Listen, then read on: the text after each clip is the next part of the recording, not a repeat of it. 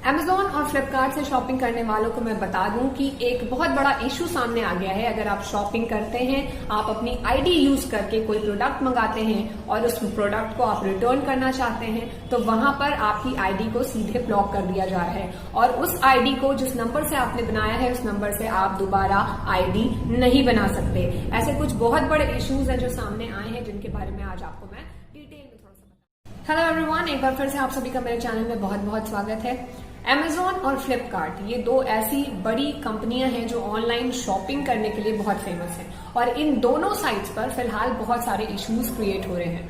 आपने अगर Amazon या फ्लिपकार्ट पर अपनी आईडी बना रखी है जिससे आप शॉपिंग करते हैं, तो मैं आपको बता दूं कि किसी तरह का रिटर्न जब आप करते हैं, आजकल जो कंप्लेंट्स आ रही है उसके रिगार्डिंग इस वक्त रिस्क क्या है। आप अपनी आईडी से शॉपिंग करते हैं और शॉपिंग के बाद अगर आपको कोई चीज पसंद नहीं आती है, कोई साइज का प्रॉब्लम हो जाता है, कलर का प्रॉब्लम हो जाता है, या कंपनी का जो आइटम वो आपको दे रहे हैं उसमें किसी तरह का डिफेक्ट आता है, आप उसे रिटर्न करना चाहते हैं और अचानक से आपने जब उस प्रोफाइल को अपने खोला, उस अकाउंट को खोला, तो वहां पर वो ओपन नहीं हो रहा होता है या फिर कुछ नोटिस जैसा आपकी स्क्रीन पर आता है।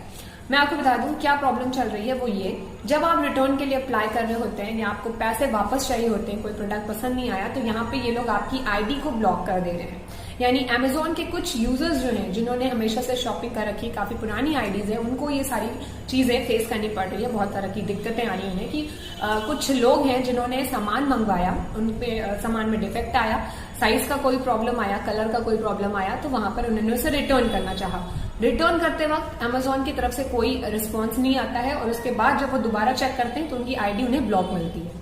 यही इशू सेम Amazon के साथ तो है ही और फ्लिपकार्ट में भी चल रहा है। अगर देखा जाए तो बहुत सारी ई कमर्शियल साइट्स जो है वहां पे ये सारी प्रॉब्लम्स आ रही हैं धीरे धीरे करके। तो ये आपको मैं बताना चाह रही थी कि यहाँ पे जो रिस्क आ रहा है सामने वो बहुत छोटा नहीं है, क्योंकि कई लोग ऐसे हैं जिन्होंने कई महंगे प्रोडक्ट्स लिए हुए हैं। अगर मैं छोटे मोटे प्रोडक्ट्स की बात भी करूं तो पैसा आपका है तो आपको उसे ध्यान से खर्च करना है। लेकिन जब जो बड़े प्रोडक्ट्स आप ले रहे हैं, जो महंगे प्रोडक्ट्स आप ले रहे हैं, उस पर भी अगर आपको रिटर्न न मिले तो आप शांति से नहीं बैठेंगे। डेफिनेटली ये Amazon के जहां जहां प्रोडक्ट्स जाते हैं, जहां जहां ये सप्लाईज होती हैं, वहां पे जो डिलीवरी बॉयज होते हैं उनसे अगर आप कहना चाहेंगे तो वहां से तो आपकी कोई सुनवाई नहीं होनी है।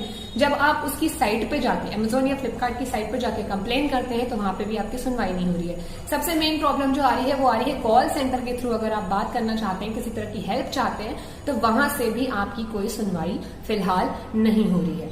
मैं आपको बता दूं कुछ इश्यूज जो और सामने आए हैं उसमें ट्विटर पे आप चेक करेंगे तो कुछ लोगों को कहना ये है कि हमने सामान मंगाया, आपने सामान को भेजा, उसके बाद अगर हमें रिटर्न करना है तो आप 10 दिन और 20 दिन लगा दे रहे हैं, लेकिन ना आप उस प्रोडक्ट को हमारे पास पहुंचा रहे हैं, ना ही हमारे पैसे वापस कर रहे हैं। ये सारे इश्यूज जब तक आईडी ब्लॉक नहीं हुई है तब तक आप कर सकते हैं।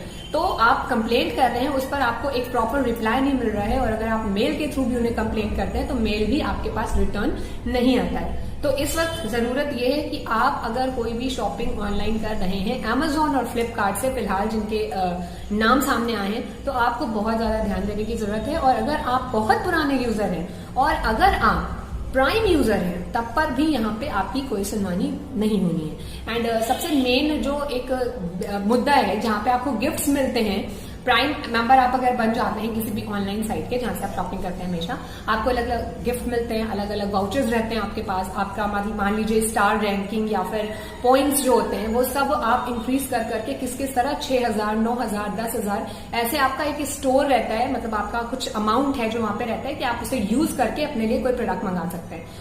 आपका वो सब वेस्ट होने वाला है क्योंकि वो लोग सीधे सीधे आपकी आईडी को ही ब्लॉक कर देंगे। यहाँ पे Amazon वालों ने कुछ सफाई दी थी अपनी और उन्होंने ये कहा था कि अगर आप एक ही प्रोडक्ट को 3-4 बार मंगाना चाहें तो आप नहीं मंगा सकते। अगर आप एक ही व्यक्ति किसी भी जो एक काउंटिंग है 1 या 2 या 3, उससे ज्यादा अगर आप इकट्ठे मंगा रहे हैं तो भी प्रॉब्लम है, अलग अलग मंगा रहे हैं तो प्रॉब्लम है, ये इकट्ठे मंगा रहे हैं तो और बड़ी प्रॉब्लम है। तो ऐसे इश्यूज अगर आपके सामने आएंगे तो आप जाएंगे आप ऑनलाइन शॉपिंग करने, वो भी Amazon और फ्लिपकार्ट से। और एक चीज और मैं बता दूं कि धीरे धीरे ये जितने भी ऑनलाइन साइट्स हैं उन सब पे ये चीज आपको देखने को मिलेगा। इवन जब Amazon और फ्लिपकार्ट पे आपको ऐसी प्रॉब्लम्स हो रही हैं तो छोटे जो है लाइम रोड की बात करिए, वो भी एक अच्छी खासी कंपनी, स्नैपडील की बात करिए, वो भी एक अच्छी खासी ऐप है जहां से आप शॉपिंग करते हैं।